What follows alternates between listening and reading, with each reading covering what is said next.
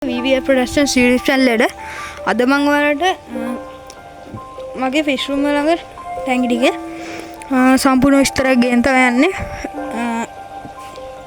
මේ ටැංකි දෙක බලමු ටැංකියද කරන්න කියලා. හරි අද මේ ටැංකිය ගැන කතා කරමු. අපි මේ ටැංකිය තමයි මගේ බ්‍රීඩින් ටැංකිය. පේනත් ඔක්සිජන් ලයින් එක දීලා තියෙනවා. ඔයාලට පේනවා ඒක කලින් මේ ටැංකිය වල දැකලා තියෙනවා. මේ වින් මාළු ඒ වල දන්නේ නැති. මේක ඉන්නවා රෙඩ් ටෙල් ගප්පි කෙනෙක් ඔයාලට පේනවා. අපි අතන ඉන්නවා. එයයි තව ගෑනු ගප්පි ගානුවෙක් ඉන්නවා. ඒක බ්‍රීඩින් එකක්. ප්‍රතිඵලවත් ඔයාලට පෙන්වන්න මම හිතුවා.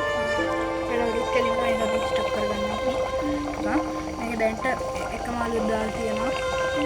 මේක ගැන තමයි මේ වගේ ප්ලාන්ට් ටැංකිය මේක මාළු පැටව අග්ගල් පොඩ්ඩක් රීස්ටොක් කරන්න.